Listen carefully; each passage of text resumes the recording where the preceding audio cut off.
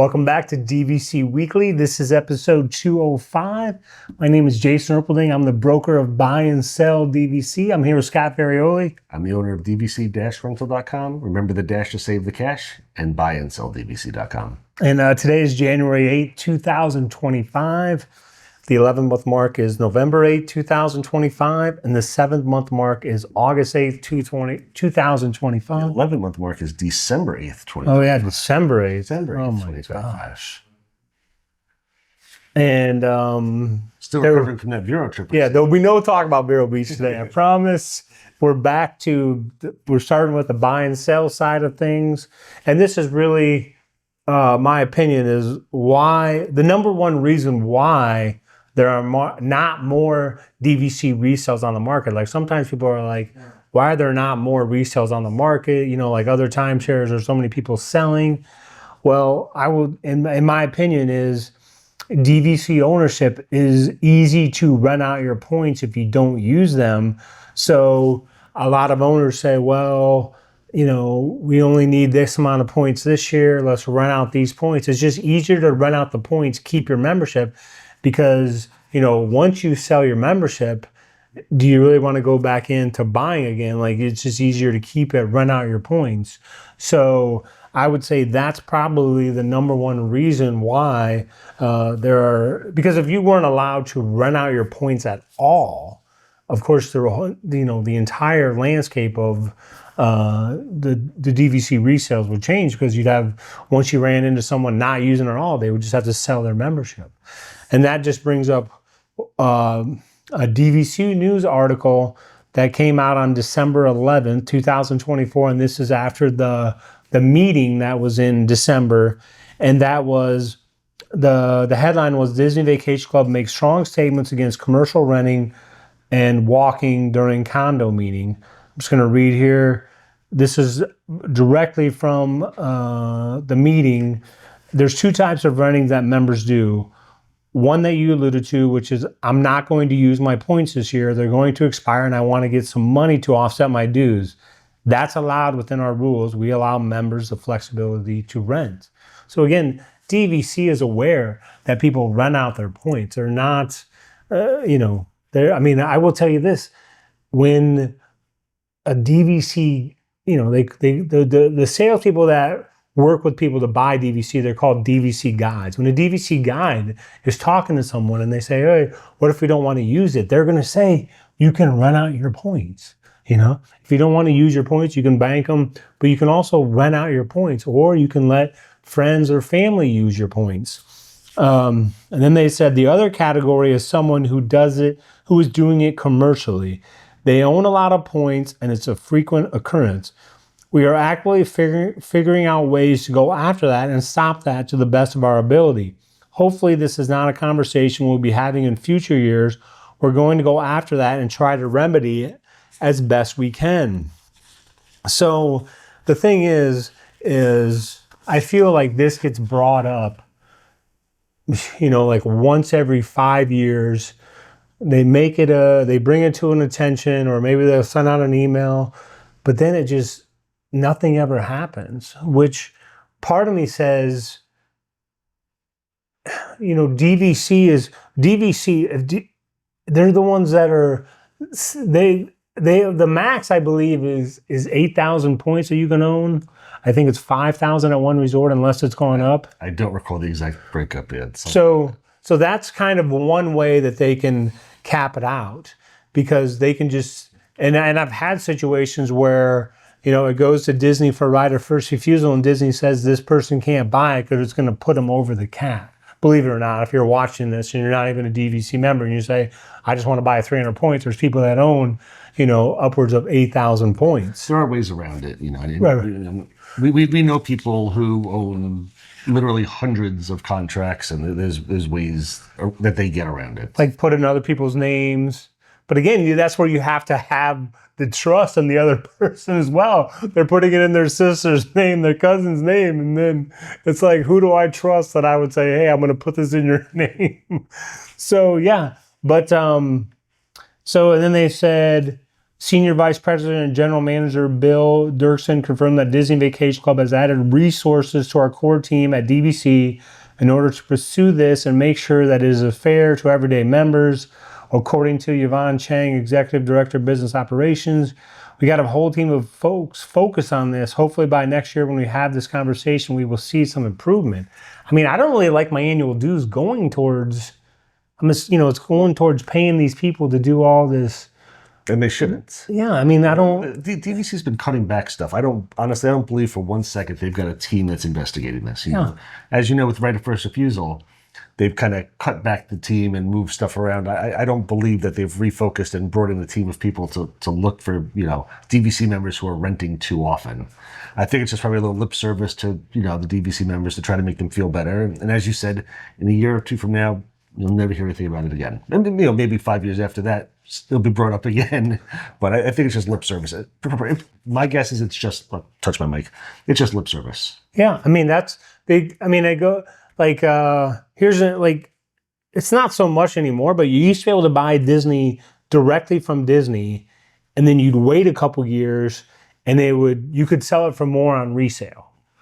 Like, let's say you bought Bay Lake Tower in 2009 for $95 a point, and but it doesn't really happen anymore because they have the restrictions. So you buy Riviera direct, and you're underwater for a number of years. So Disney Vacation Club, even any Disney cast member, they could buy Disney at a discount, right?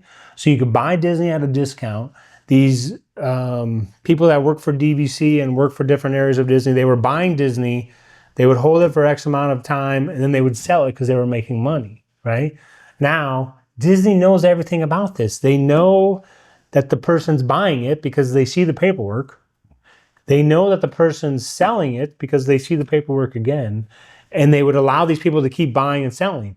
Well, then all of a sudden, they fired a cast member that I know that would have worked for Disney forever because of the reselling, the buying and the reselling. Ooh. They made an example out of them, right?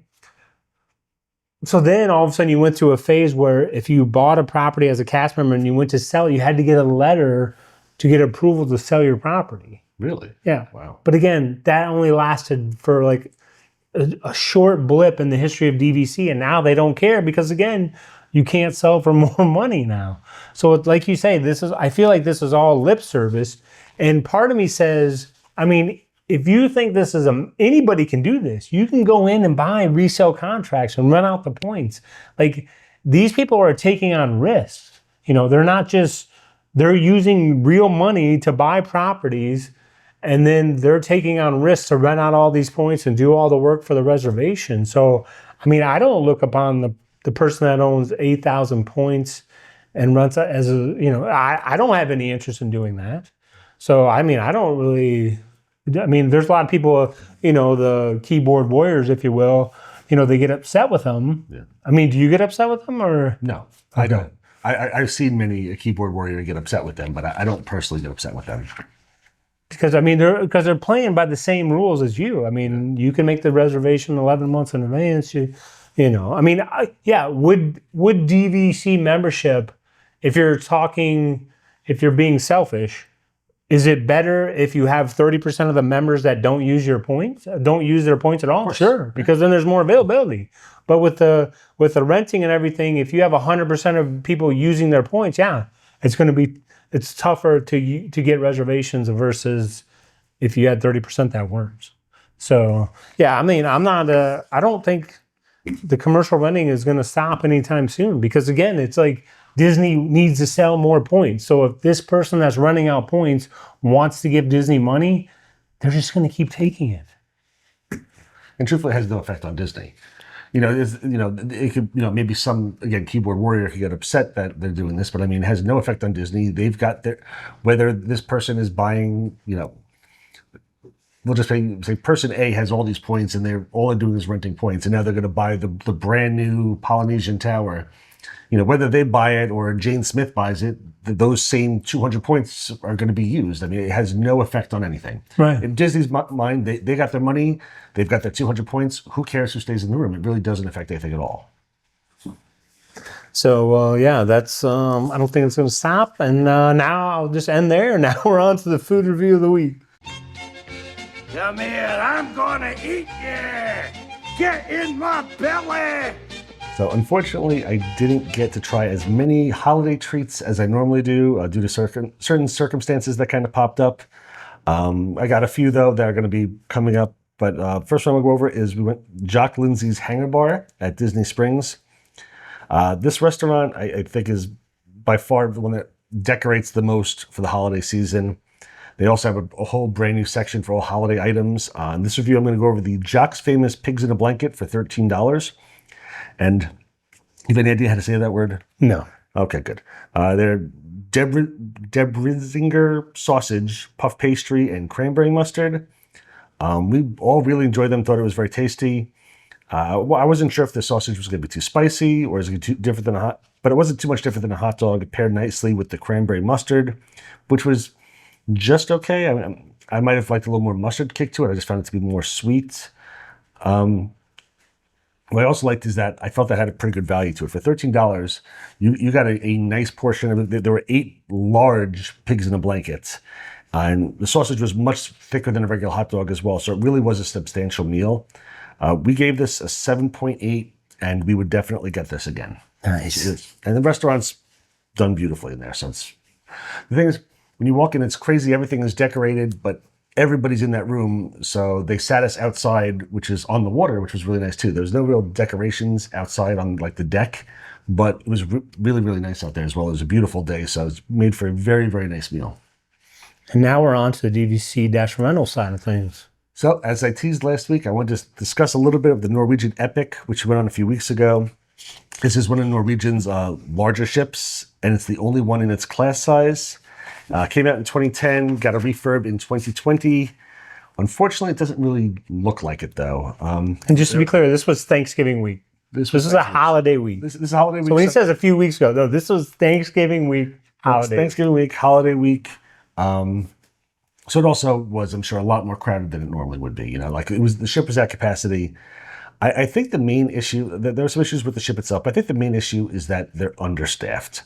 So a lot of times you're walking around the ship and it's a little dirtier, or you'll see stuff that needs repair more than other ships. Like in the last couple of years, we've done Disney, we've done Royal Caribbean, Celebrity, and Norwegian. And this was the one I think needed it the most. I never really saw anybody on the other ships. A lot of times, you do cruise. It's been a while though, right? Right, 2019. A lot of times you see them out at night or in the early morning, like the guys are out and they're wiping down like the banisters, like they're all cleaning and doing stuff. I never saw anybody cleaning. When you go into a lot of the ships to go into the buffet, they have like sinks on the right and they're singing songs, washy songs. None of that, no sinks, nothing. Just a lady standing there with a spray bottle that's got, I guess, like not even like a pump, like sanitizer, like a regular spray bottle that shoots water, but I guess they've got some sort of antibacterial alcohol in it. And you just walk up and she shoots your hand with it. Was she friendly at all or saying anything? Friendly. Okay. Yeah, I thought you were saying like she wasn't even talking, like saying washy or anything. Other ships, they have a guy there playing guitar, singing songs about washing your hands and stuff. Like they really kind of go all out. This one didn't really have it. I know Norwegian has cut back a lot of the entertainment as well, so that there were less shows and less performers to watch. It's just. So can I ask you a couple questions sure. here? Because I never went on the Epic. I went on the Breakaway, and what is this I've one? Breakaway too. Does this have the ropes course? No ropes course. There is rock climbing walls though. They have a couple slides, and one of them is one of those big bowl slides. You know, that you like go down, and then you go like in the bowl, like a toilet bowl, and you kind of just go. When you're going like that. Okay. Does it have does this have the 2 water slides next to it where you have to weigh like 100 pounds and it drops you straight down? No, there's no I'm called drop slides or whatever they are. Okay. And does this have the go-karts? No go-karts on this ship. Wait, it has 3 slides. There's no go-karts. And so this one, so the major is just does it have a slide where you have to take a floaty, an inner tube with you? I believe the bowl slide you have to. Okay. I didn't go on the slides on this trip, so I don't fully know. Does it have bowling, like small ball bowling? They have a place called the O'Sheehan's, which is like a sports pub, and they do have 3 regular bowling alleys. Oh, regular bowling size balls? Yes. I think so, yes. Really? Yep. Did you bowl? We did not. We were going to. We did not bowl though. So wait, what was your activities that you liked on this ship? I mean, we can get back. Sorry, don't mean to take you off track, but I'm just curious what Activities I liked. like did you Well, most of the time, I just like relaxing on the ship. So Gotcha. We had 4 different stops, so you're doing the excursions. On the ship, like to relax. At nighttime, we like to watch the performers. So whether we're seeing a show or a lot of times they'll have somebody playing guitar in a lounge or piano or stuff like that. So I just like kind of like mellowing out. I'm not, there's people who always hang out by the pool every day. That's not us. Once we hung out by the pool for a little bit, we just kind of sat in a shaded area, just listened to some music. My wife read a little bit and just relaxed. But it's just mostly just to mellow out. Gotcha. But the main thing that was my issue on the ship, and I posted a video of this on TikTok, and it got over 500,000 views. 500,000? It's been like up for like 2 weeks now. It's got 500,000 views. It's by far the most watched TikTok I've ever done. Is I just showed the room because you've been on a cruise ship before. Did you do any of this or no? Like, did you see? I don't think so. I'm sure you didn't see the TikTok. You walk in the door to the room, and normally there's like, an enclosed bathroom, and it's got, a toilet, and then it's got, a shower. The showers that just have the little doors. It's like a little pod. You walk into the room, on your right-hand side is the bathroom, the toilet, in one of those pods with the semi-see-through glass. And directly on the other side is the shower, right in the room with the see-through glass. And then if you want, there's a curtain you can kind of bring across the room to block off the rest of the room, but everything's right there in the open. Normally you go into the bathroom, you close the door, you're enclosed, and then you go in the see-through glass. The see-through glass is in the room. I'm showing videos, I put my hand in here. I'm like, you can see my hand in here, which means you can see me in here, my wife in here, my teenagers, So it's like anybody who's in the room, if you have to go to the bathroom or you have to go in the shower, like nobody else can leave, or, you've got the steward who's coming in, or your kids are out at the teen club and you need to shower, you need to go to the bathroom. If they come in the door right there, it's like, hi, Mom, how's it going? It was very. That is strange. We knew about this going forward. We knew, beforehand. We knew that this was the setup. We weren't fans of it, but we knew it was going to be like this. It was. They were creating their own class of ship. I forget what class it's called, but there were going to be several like this. And after this one, they just bailed out and said, "We're not doing this again." It was a mistake. So. And they not to use the word dump, but they moved this one to Port Canaveral, right? This is in Port Canaveral now. I think originally it was set up in Europe. It was like for a European ship. Okay. Maybe they said things are a little different there. It's a little, people don't mind it as much, but I don't really want to recommend this ship to any clients as much. It was not a bad cruise. I had a nice time, but the room setup is just really awkward for us. Maybe if it's just like you and your wife or something, it's okay. But you also have to picture, you're on a cruise ship. What's the main thing you do on a cruise ship? You eat. You eat a lot. There's buffets. You're constantly eating. And now you don't even have a closed bathroom with a closed door. You're literally sitting on the toilet with pulling through the little thing around there. So sometimes there can be noises if you're not feeling well after eating all the buffet. And this is exposed to the whole room because there is no enclosure to protect you. There's just no privacy at all in this room. It wasn't terrible for us, but it was not comfortable. I would not want to do this again. Because you went on the Escape before, right? No, Breakaway? We're in the Breakaway. So the Breakaway, you're up on Breakaway. So the Breakaway is the one that has the ropes course. Yes, they had a rope. It had the water slides, the 2 drop slides next to it, and it has a water slide with the where you're carrying an inflatable. Maybe I don't remember that. And it has a normal bathroom. Yes, a normal bathroom. So that is like way better than this Epic. I think so. Which I now can't remember which came out first, the Epic or the Breakaway. I think maybe the Breakaway came out first. Again, this was like. And this doesn't have the go-karts either. No go-karts. But this is one of their larger ships. And it just, right now, I think their largest is the Prima. But this was one of the larger ones, and they were going to do a bunch of this class just like this, and they bailed out after this one. It just didn't. And comedians or no? There was a comedian on the ship. Good one or no? I did not get to see the comedian. Gotcha. But normally there's like a bunch. They have like a Broadway style show. No Broadway style show. They cut the entertainment. All the Norwegians have Burn the Floor, which is it's an Australian dance group that does this it's like ballroom dancing, but I mean like fast and hard hitting and, you know, bass and guitar riff. I mean, just fantastic show. They were absolutely fantastic. By far the best part of the cruise, but it was okay. I would not recommend the ship again, unless you're, again, if you're single or if you're just you and your wife or something, because again, when you've got kids with you, it's awkward. The whole thing is awkward. So, and you didn't get the drink package, right? No, I did not. I'm not as you know, I'm not really a big drinker, so I did. Plus, when they charge, I mean, they normally like give it to you for free, but you have to pay the tax. But when you're paying the tax, it still is like $800 for the week or something. That something, it was along the lines that I think my wife and I, who are not big drinkers, they say, "Oh yeah, you get they've changed it now. Now you have to pay for the drink package as of like 2 months ago." But they offered, you know, free drink package. But I believe it was $600 per person For the taxes. tip part, yeah. I'm like, okay. I'm like, I would have to drink a ridiculous amount of that. How much alcohol would I have to drink that I would be tipping $600 per person? You know, $1,200 for drinks. Like it's insane. So it was a fine cruise. By far not the best cruise I've been on.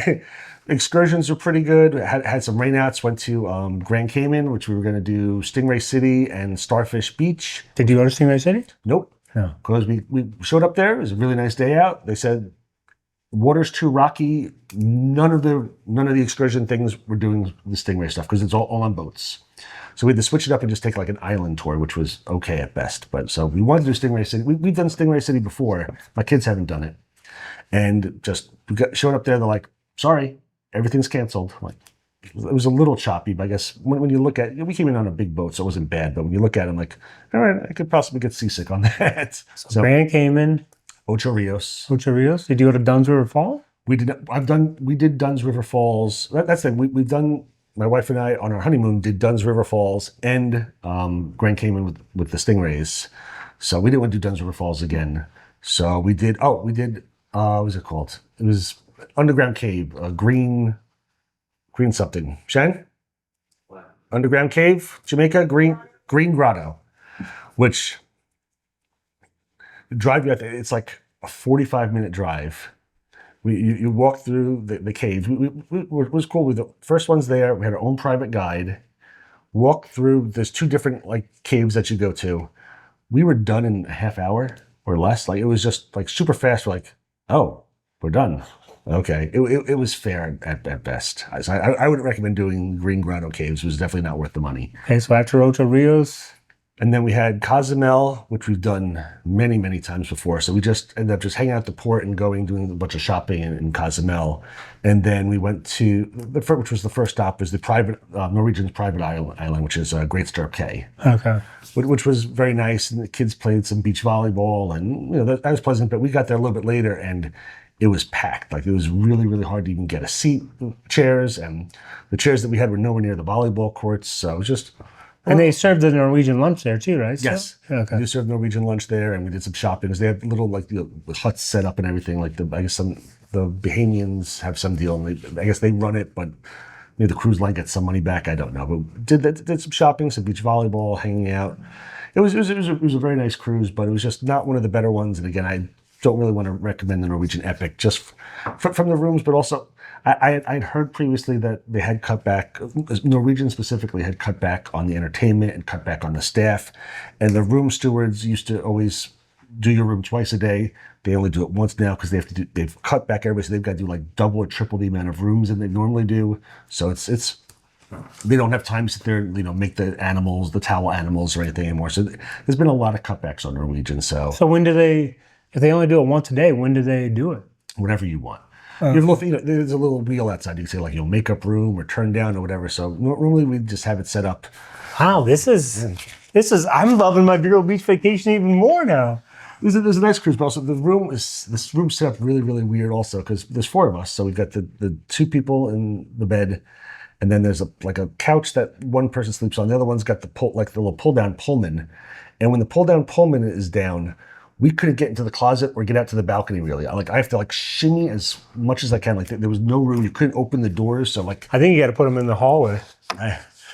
It was just the room was a normal size room, but it just felt so much smaller than any other cruise I've been on. It was a balcony room.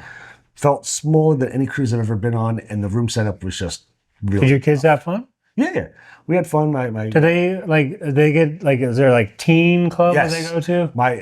My oldest son started hanging out with a bunch of girls as soon as he got there, and he ended up coming home with like a girlfriend. So he had a great time. He had a really good time. And my youngest son had a really good time too. But yeah, like he's feeling good about himself, and he had a lot of fun on the cruise. Nice. Yes. Well, there you go. Great time. He had the best time out of any of us. I guess we'll end it on that note Yes. then. All right, we'll see you next week. Thank you for watching. Always feel free to please like and subscribe. It helps us out. And yeah, if you need help booking your cruise, let me know, and I'll try to steer you the best way I can.